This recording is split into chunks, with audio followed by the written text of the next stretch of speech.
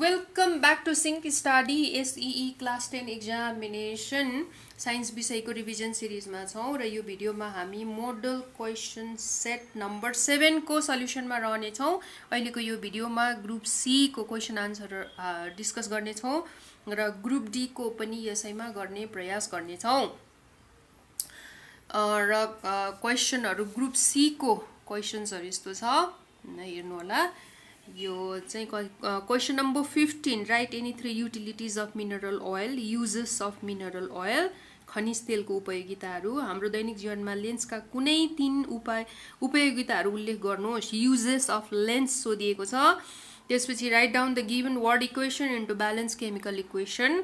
त्यसपछि 3 uses of silver, अनि 3 preventive measures of high blood pressure रोक्ने उपायहरू भनिएको छ। अनि त्यसपछि new sugar cane plants are propagated by cutting the stem of sugar cane. Write any 3 reasons for applying this method in sugar cane भनेको vegetative प्रोपगेसनको एडभान्टेजहरू सोधिएको छ। र क्वेसनहरू यस्तो छन्। अब हामीले आन्सरहरू डिस्कस गरौँ। Question number 15, write any 3 utilities of mineral oil, uses of mineral oil. खनिज तेल भनेको पेट्रोल, डिजल, केरोसिन आयो। र चाहिँ के युजेसहरू हामीले भेहिकलमा प्रयोग गर्छौँ हैन, अनि मसिनरीमा पनि प्रयोग गर्छौँ। Household purpose, for example cooking, LPG ग्यासको रूपमा हामी प्रयोग गर्छौँ। रोड कन्स्ट्रक्सनमा प्रयोग हुन्छ। ब्ल्याक टार अथवा बिटुमिन भनिन्छ जसलाई, त्यो ब्ल्याक टप गरिन्छ नि त्यो material. For making plastics, paints and medicines, plastic पेन्टहरू मेडिसिनहरू बनाउन पनि यो पेट्रोलियम प्रोडक्टहरूको चाहिँ प्रयोग हुन्छ। Write any 3 utilities of lenses in our daily life, daily लाइफमा चाहिँ हाम्रो लेन्सेसको प्रयोगहरू लेख्नुहोस् भनेको छ हैन। अब के हुन्छ भने टेलिस्कोप, माइक्रोस्कोप, क्यामेरा, फिल्म प्रोजेक्टरहरू भए। त्यसपछि स्पेक्टेकल्स, हाम्रो चाहिँ आँखाको डिफेक्टको करेक्सनको लागि स्पेक्टेकल चस्माहरू प्रयोग हुन्छ। त्यसपछि हाम्रो आई लेन्स पनि के हो, नेचुरल अप्टिकल इन्स्ट्रुमेन्ट हो, नेचुरल लेन्स हुन्छ। र these are the uses of lenses है, लेन्सको प्रयोग। अनि write down the given word equation into balance chemical equation भनेको छ magnesium plus nitrogen, magnesium nitride, 3 mg plus N2 by heating gives Mg3N2, magnesium nitride. र यो चाहिँ प्र्याक्टिस गरेर कण्ठ पार्नुपर्ने हुन्छ, सम्झिनुपर्ने हुन्छ। अनि Mg3N2 यो कम्पाउन्डको नाम सम्झिन हामीलाई याद भयो भने यो ब्यालेन्स हामी गर्न सक्छौँ है। अनि zinc plus hydrochloric acid gives zinc chloride plus hydrogen, Zn plus 2HCl, ZnCl2 plus H2। र यो केमिकल इक्वेसन्सहरू चाहिँ कण्ठ पार्नुपर्ने हुन्छ, बाई हार्ट गरेर याद गर्नुपर्ने हुन्छ। ओके, प्र्याक्टिस लेखेर प्र्याक्टिस गऱ्यो भने हामीले छिट्टो सम्झिन सक्छौँ, मुखले भन्दाखेरि हुँदैन, लेख्नुपर्छ। केमिकल इक्वेसन भनेको म्याथमेटिक्स जस्तै हो। Right any 3 uses of silver, silver भनेको चाँदी, चाँदीको प्रयोगहरू। कोइन बनाउन भनेको सिक्का, ज्वेलरी हैन, गरगहना। इलेक्ट्रोप्लेटिङ भनेको चाहिँ चाँदीको परत अथवा लेयर अर्को मेटलमा राख्नलाई इलेक्ट्रोप्लेटिङ है। अनि त्यसपछि photography as silver bromide on negative films, र फोटोग्राफीमा पनि प्रयोग हुन्छ सिल्भर ब्रोमाइडको रूपमा। These are the uses of silver, coin, jewellery, electroplating and photography भनेर याद गर्नु होला। अब question number 19, write any 3 preventive measures of high blood pressure, high blood pressure रोक्ने उपायहरू चाहिँ फिजिकल एक्टिभिटिजमा भाग लिनुपर्छ हैन, एक्सर्साइज अन रेगुलर बेसिस। र चाहिँ फिजिकल एक्टिभिटिजमा चाहिँ के गर्नुपर्छ, शरीरलाई चाहिँ we have to like physical activities regular हिसाबले गर्नुपर्छ। Avoid tobacco and alcohol consumption हैन, टोब्याको सुर्ती सेवनहरू गर्नु हुँदैन, एल्कोहोल कन्जम्सन गर्नु हुँदैन हैन। अनि त्यसपछि control salt and coffee intake, सल्टको पनि इन्टेक कन्ट्रोल गर्नुपर्छ, नुन धेरै खानु हुँदैन खानापिनामा। त्यसपछि कफी पनि धेरै मात्रामा खान हाई ब्लड प्रेसरको बिरामीको लागि राम्रो होइन है। कफी अब एकदम more amount of coffee intake is not good, caffeine हुन्छ नि त होइन। ओके, प्रेसर बढाउँछ। Okay, these are the control measures, very simple answers. तर एक्जामिनेसनको बेलामा चाहिँ हामीलाई सोचिरहन समय हुँदैन, त्यो भएर आन्सरसँग फ्यामिलियर भएको राम्रो, आन्सर सजिलो भए पनि। New sugarcane plants are propagated by cutting the stem of sugarcane, write any 3 reasons for applying this method in sugarcane. अब रिजन्स के कारणले चाहिँ यो मेथड अप्लाई गरिन्छ भन्ने हो होइन। अब किन गरिन्छ भने it takes long time to produce seed naturally. Sugar केनमा चाहिँ अब सिड उसको बिउ हुनलाई चाहिँ धेरै समय लाग्छ, त्यो भएर स्टेम कटिङबाट प्रोपगेसन गरायो भने चाहिँ फास्टर प्रोडक्सन हुन्छ है। Stems of sugar cane get matured within short period of time, र भेजिटेटिभ प्रोपगेसन स्टेम कटिङ गऱ्यो भने चाहिँ छिट्टै नै के हुन्छ, मेच्योर भएर उसले चाहिँ के हुन्छ, अब हार्भेस्टिङको लागि रेडी हुन्छ है, फसल कटानको लागि रेडी हुन्छ भनेको। The original quality of sugar cane can be preserve, sugar cane चाहिँ बेस्ट क्वालिटीको यदि हो भने, भेराइटीको हो भने त्यसको संरक्षणको लागि, प्रिजर्भेसनको लागि यो स्टेम कटिङ चाहिँ बेस्ट मेथड हुन्छ। अर्को चाहिँ large amount of sugar cane production can be done, र चाहिँ स्टेम कटिङबाट चाहिँ हामीले चाहिँ सुगर केन ग्रो गरायौँ भने प्रोडक्सन चाहिँ धेरै धेरै मात्रामा जति आफूलाई चाहियो त्यति मात्रामा गर्न सकिन्छ। र these are the advantages or the reasons for applying stem cutting of sugar cane. With this we complete group C. अब ग्रुप डी पनि हेरौँ। ग्रुप डी को क्वेसन्सहरू हाम्रो यस्तो छ। ग्रुप डी को क्वेसन्सहरू कस्तो छ भने why the apparent weight of a freely falling object is 0। Freely fall भइराखेको अब्जेक्टमा चाहिँ उसको वेट, अपारेन्ट वेट चाहिँ किन 0 हुन्छ भन्ने क्वेसन हो। अब नेक्स्ट पार्ट चाहिँ न्युमेरिकल सल्युसन प्रब्लम हो, यो चाहिँ हामी अर्को पार्टमा गर्नेछौँ, यसको लागि समय लाग्छ। त्यसपछि क्वेसन नम्बर 22 चाहिँ यो कार्बन डाइअक्साइड प्रिपरेसन सम्बन्धी सोधिएको छ है। यो क्वेसन कस्तो छ भने let me see, which gas is being collected in the gas jar why.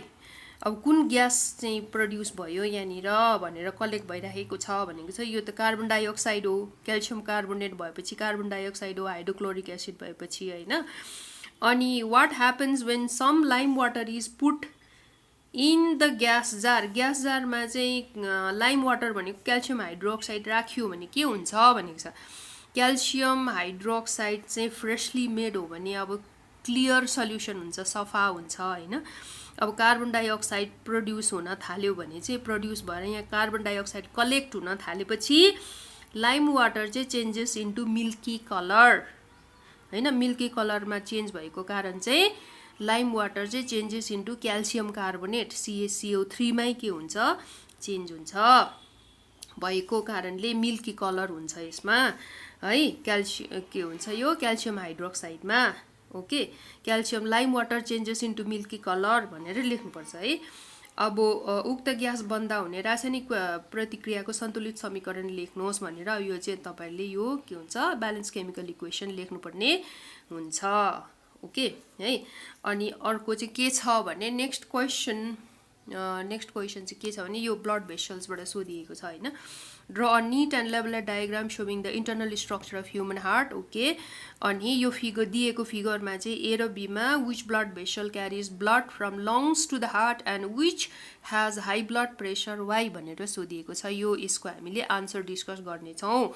र लास्टको क्वेसन चाहिँ के छ भनेदेखिलाई describe the shape and structure of solar system with figure. अब यो सोलर सिस्टम त सजिलो हो, हामीलाई थाहा हुन्छ, किताबबाट हेरेर राम्रोसँग सिक्नु होला।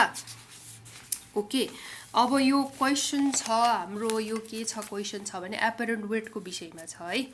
एपरेन्ट वेटको विषयमा चाहिँ फ्रिली फलिङ बडीमा एपरेन्ट वेट किन 0 हुन्छ भन्ने क्वेसन है।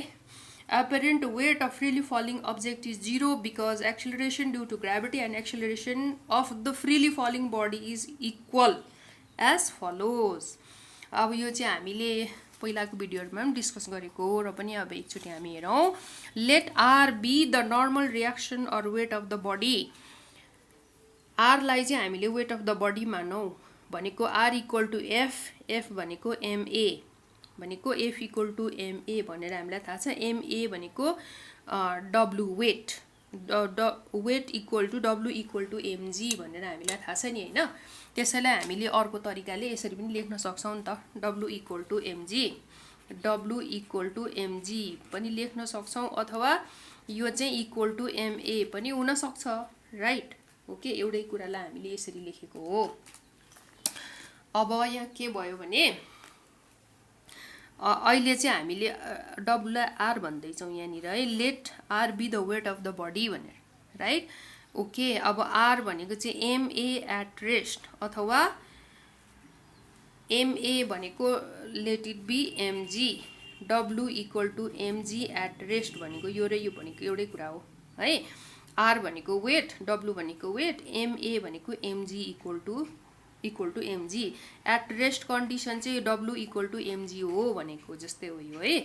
ओके, रेस्ट कन्डिसनमा छ अरे त्यो बडी चाहिँ होइन। अब चाहिँ के हुन्छ भने यदि त्यो बडी अपवर्ड डिरेक्सनमा मुभ हुन थाल्यो भने, हामीले उचालेर उचाइमा माथि लैजायौँ भने, माथितिर हामीले उचाल्यौँ भने के हुन्छ भने उसको वेट गरौँ गरौँ हुँदै जान्छ नि त होइन, किनभने एमजीले उसलाई धेरै पुल गर्दै जान्छ र त्यो चाहिँ गरौँ हुँदै गएको कारण चाहिँ W equal to M A plus ग्राभिटीले तान्दै गएपछि उसको हेभी वेट हुँदै गएको हो। तर यदि त्यो वस्तु चाहिँ तलतिर खस्न थाल्यो भने यो वेट चाहिँ के हुन्छ, एमजी माइनस एमए हुन्छ। त्यतिखेर चाहिँ है डब्लु इक्वल टु एमजी हुन्छ, weight equal to MG minus MA हुन्छ। अथवा चाहिँ अब त्यो छोटोसँगले हामीले कसरी बुझौँ भने when the body is falling down, जब वस्तु चाहिँ फ्री फलमा झर्दै गरेको हुन्छ त्यतिखेर चाहिँ दुईटा प्रकारको एक्सिलरेसन हामीले चाहिँ के गर्नुपर्छ, कन्सिडर गर्नुपर्छ। एउटा एक्सिलरेसन चाहिँ ड्यू टु ग्राभिटी भयो यो होइन, अर्को एक्सिलरेसन चाहिँ वस्तुको आफ्नै एक्सिलरेसन, उसको own acceleration due to own weight होइन यो। ओके, र एमजी यो दुईटाको फरक हामीले फरकले चाहिँ के गर्छ, वस्तु तलतिर झर्दै गर्दाखेरि त्यसको वेट डिटरमाइन गर्छ है। What is the difference between acceleration due to gravity अनि वस्तुको आफ्नो एक्सिलरेसन, त्यो डिफरेन्सले चाहिँ के गर्छ त्यतिखेर वेट डिटरमाइन गर्छ। आरलाई त हामीले वेट मानेको छौँ नि त, apparent weight, let R be the apparent weight होइन। अपारेन्ट वेट भनेको weight of the body when falling down. Okay, अब W equal to M, M त कमन निकाल्यौँ हामीले, र एक्सिलरेसन ड्यू टु ग्राभिटी र वस्तुको आफ्नो एक्सिलरेसनको डिफरेन्सले चाहिँ यो वेट निर्धारण गर्छ भनेको छौँ है हामीले। अब वेट इक्वल टु एम, अब फ्रिली फलिङ बडीको केसमा चाहिँ एक्सिलरेसन ड्यू टु ग्राभिटी र वस्तुको आफ्नो एक्सिलरेसन बराबर हुन्छ, इक्वल हुन्छ। सपोजिङ 9.8 हुन्छ, दुइटै 9.8 हुन्छ। Okay, acceleration due to gravity 9.8 भनेर हामीलाई थाहा छँदैछ, तर वस्तुको आफ्नो एक्सिलरेसन पनि 9.8 हुन्छ क्या त्यतिखेर। त्यो भएर चाहिँ यो दुईटा इक्वल भएको कारणले यो दुईटा त क्यान्सल हुन्छ, क्यान्सल भएपछि 0 हुन्छ। जब एक्सिलरेसन 0 हुन्छ त्यतिखेर चाहिँ it is multiplied by mass, so the product will be 0 र वस्तुको अपारेन्ट वेट चाहिँ 0 हुन आउँछ। ओके, अपारेन्ट वेट भनेको weight when the body is falling down. Okay, यो कारणले गर्दाखेरि चाहिँ apparent weight of a freely falling body is 0 भनेर सम्झिनु पर्यो। ओके, अब फ्रिली फल भइराखेको वस्तुमा चाहिँ दुई प्रकारको एक्सिलरेसन हामी कन्सिडर गर्छौँ। एउटा चाहिँ एक्सिलरेसन ड्यू टु ग्राभिटी, अर्को चाहिँ वस्तुको आफ्नो एक्सिलरेसन, र यो दुईटा एक्सिलरेसनको फरकले, डिफरेन्सले चाहिँ झर्दै गरेको वस्तुको वेट निर्धारण हुन्छ होइन। तर एक्सिलरेसन ड्यू टु ग्राभिटी चाहिँ वस्तुको आफ्नो एक्सिलरेसन चाहिँ एक्सिलरेसन ड्यू टु ग्राभिटी जत्तिकै इक्वल भएको हुनाले यो माइनस 9.8 माइनस 9.8 हुन्छ, दुईटा क्यान्सल भएपछि 0 हुन्छ। यो 0 भएको कारणले चाहिँ वेट 0 हुन्छ। Okay, so this is the reason. अब अर्को क्वेसन चाहिँ हाम्रो के छ भने यो चाहिँ neat and level diagram of human हार्टको चाहिँ डायग्राम बनाउनु पर्ने हुन्छ। र अब यो right auricle, left auricle, right ventricle, left ventricle blood भेसल्सहरुको नाम एकदम याद हुनु पर्यो लेफ्ट भेन्ट्रिकलबाट एउटा इमर्ज हुन्छ यसरी इमर्ज भएर चाहिँ अल बडी पार्ट्समा जान्छ प्योर ब्लड अक्सिजनेटेड ब्लड हैन त्यसपछि यो पल्मोनेरी राइट भेन्ट्रिकलबाट चाहिँ के हुन्छ यो राइट भेन्ट्रिकलबाट चाहिँ पल्मोनरी आर्टरी यसरी गएको हुन्छ लङ्सतिर ओके लङ्सतिर यसरी गएको हुन्छ राइट ओके अब लङ्सबाट चाहिँ यसरी पल्मोनरी भेन हार्टमा आएको हुन्छ 4 टाइप्स अफ ब्लड भेसल्स हामीले याद गर्नुपर्छ है अनि चाहिँ भेना काभाले चाहिँ शरीरको सबै डिअक्सिजनेटेड ब्लडहरू क्यारी गरेर हार्टमा ल्याउँछ 4 च्याम्बर्स 4 ब्लड भेसल्स 4 भाल्भ्स भनेर याद गर्नुपर्छ 4 chambers right auricle left auricle right ventricle left ventricle 4 blood vessels एउटा pulmonary vein pulmonary artery vena cava 1 2 3 4 है भाल्भहरू चाहिँ tricuspid valve bicuspid valve pulmonary valve aortic valve okay 4 chambers 4 blood vessels 4 valves याद गर्नुपर्छ यो चाहिँ डायग्राम बनाउन practice गर्नुपर्छ ओके अब यो क्वेशन छ यो क्वेशन चाहिँ के छ भने in the given figure A and B which blood vessel carries blood from lungs to heart लङबाट हार्टमा चाहिँ कुन चाहिँ ब्लड भेसल आउँछ भन्दैछ लङबाट हार्टमा आउने भनेको चाहिँ अक्सिजनेटेड ब्लड भनेर बुझ्नु पर्यो है किनभने लङबाट हार्टमा त प्युरिफाई भएर आउँछ नि त right okay and which has high blood pressure why अब यो मध्ये कुन चाहिँमा चाहिँ हाई ब्लड प्रेसर हुन्छ त्यो पनि भन्नु पर्यो अब हामीलाई के थाहा छ भने हाई ब्लड प्रेसर चाहिँ आर्टरिजमा चाहिँ हाई ब्लड प्रेसर हुन्छ है अब भेन्समा चाहिँ लो हुन्छ किनभने आर्टरीमा चाहिँ blood flows at the you know greater under pressure greater स्पिडमा चाहिँ के हुन्छ फ्लो हुन्छ राइट अब blood vessel which carries blood from lungs to heart is A यो भयो इट इज पल्मोनेरी भेन यसको नाम चाहिँ पल्मोनेरी भेन भयो यसको नाम भेन हो तर यसले प्योर ब्लड क्यारी गर्छ किनभने लङबाट हार्टमा आउँदैछ नि त यो होइन pulmonary vein which carries pure blood exceptional case हो याद गर्नुपर्छ which does not have valve in it र यो चाहिँ अक्सिजनेटेड ब्लड क्यारी गर्ने भएकोले चाहिँ आर्टरी भएको कारणले यसमा चाहिँ भाल्भ हुँदैन है यो भेनमा चाहिँ यो भाल्भ हुन्छ यो एउटा यो फिगर देखाएको छ नि यो चाहिँ भाल्भ हो भाल्भ चाहिँ भेनमा मात्रै हुन्छ किनभने भेनमा चाहिँ ब्लड चाहिँ स्लोली फ्लो हुनाले त्यो ब्लड चाहिँ यता ब्याक फ्लो हुने चान्स हुन्छ क्या भनेर ब्याक फ्लो भयो भने त त्यो डेन्जर हुन्छ र त्यो रोक्नलाई चाहिँ के हुन्छ भाल्भ हुन्छ भेनमा आर्टरीमा चाहिँ भाल्भ हुन्न किनभने आर्टरीमा चाहिँ ब्लड